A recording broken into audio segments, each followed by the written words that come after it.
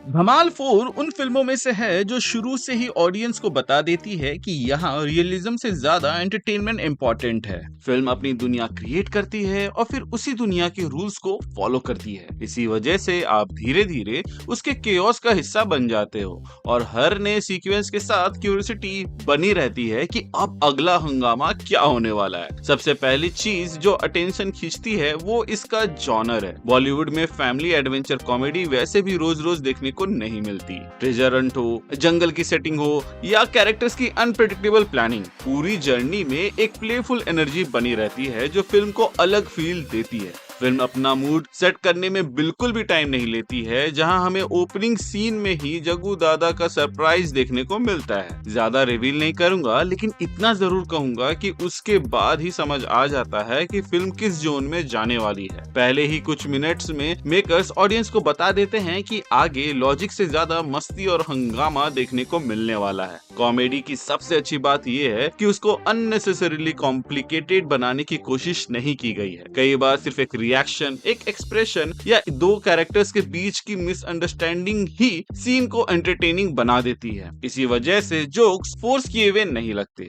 हर कुछ देर बाद environment change होते रहता है, जहां कभी चेज चल रही होती है तो कभी ट्रेजर का क्लू मिल जाता है, कभी कैरेक्टर्स किसी नए प्रॉब्लम में फंस जाते हैं, जिस वजह से फिल्म एक ही पैटर्न को रिपीट नहीं करता और पेस भी कंसिस्टेंटली फ्रीली फील होता है। इस फ्रेंचाइज की खास बात यह है कि यहाँ कोई एक हीरो पूरी फिल्म को नहीं चलाता। हर कैरेक्टर अपना कंट्रीब्यूशन देता है और इस बार भी वही बैलेंस देखने को मिलता है। हर कैरेक्टर की अपनी एक आइडेंटिटी है। सबको ऐसे मोमेंट्स मिलते हैं जहाँ उनकी पर्सनैलिटी कॉमेडी को और इंटरेस्टिंग बना देती है। अजय देवगन अपने शांत स्टाइल के साथ ग्रुप को बैलेंस करते हैं। जब सब तरफ हंगामा चल रहा होता है तो उनका कंपोज्ड अप्रोच और भी ज्यादा नोटिसेबल लगता है। रितेश देशमुख की कॉमिक टाइमिंग फिर से इम्प्रेसिव है और वो सिंपल लाइंस को भी अपनी डिलीवरी से एंटरटेनिंग बना देते हैं। अरशद वारसी का एफर्टलेस ह्यूमर भी पूरी फिल्म में एक फेमिलियर कंफर्ट लेकर आता है। और फिर आता है मानव। इस कैरेक्टर की सबसे बड़ी क्वालिटी ये है कि वो कभी फनी बनने की एक्टिंग नहीं करता। उसकी इनोसेंस ही हर सिचुएशन को अनएक्सपेक्टेड डायरेक्शन में ले जाती है। इसी वजह से उसके सीन्स अलग इम्पैक्ट छोड़ते हैं। फ्रेंचाइज के पुराने फैंस के लिए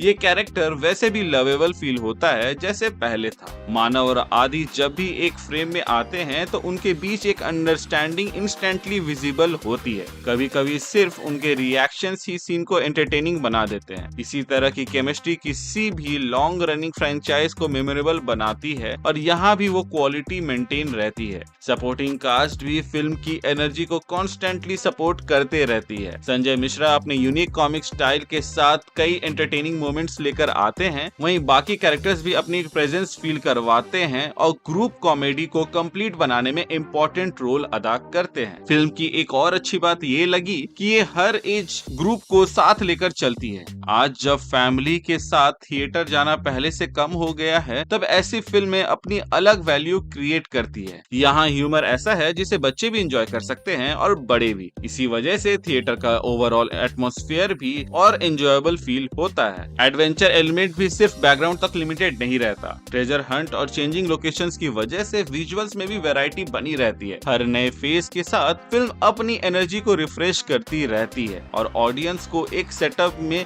ज्यादा देर तक नहीं रोकती। म्यूजिक भी ओवरऑल मूड को सपोर्ट करता है। सॉन्ग्स जब आते हैं तो फिल्म की प्लेफुल वाइब और स्ट्रॉन्ग हो जाती है। कुछ ट्रैक्स ऐसे हैं जो सीन्स की एनर्जी को नेचुरली एलिवेट कर रहे होते हैं और एंटरटेनमेंट का फ्लो भी ब्रेक नहीं होने देते। पुराने फैंस के लिए मेकर्स ने कुछ ऐसे टचेस भी रखे हैं जो फ्रेंचाइज की लेगेसी याद दिलाते हैं। ये रेफरेंसेस स्टोरी का हिस्सा बनकर आते हैं, इसीलिए वो सिर्फ एक नॉस्टैल्जिया के लिए ऐड किए हुए मोमेंट्स नहीं लगती। जो लोग पहले के धमाल मूवीज देख चुके हैं उनके लिए ये छोटे छोटे डिटेल्स और भी एंजॉयबल हो सकते हैं। ओवरऑल देखा जाए तो धमाल 4 एक ऐसी फिल्म लगती है जिसका ऑब्जेक्टिव बिल्कुल क्लियर है, ऑडियंस को 2-2.5 घंटे तक एंटरटेन करना। करना। और फिल्म इसी डायरेक्शन में कॉन्फिडेंटली चलती रहती है, जहां वो अपनी आइडेंटिटी से कभी बाहर नहीं निकलती। अगर आपको ग्रुप कॉमेडीज, एडवेंचर सेटअप और ऐसा सिनेमा पसंद है जहां पूरी फैमिली एक साथ बैठकर एंजॉय कर सके, तो ये फ्रेंचाइज उसी ट्रेडिशन को आगे बढ़ाती हुई नजर आती है।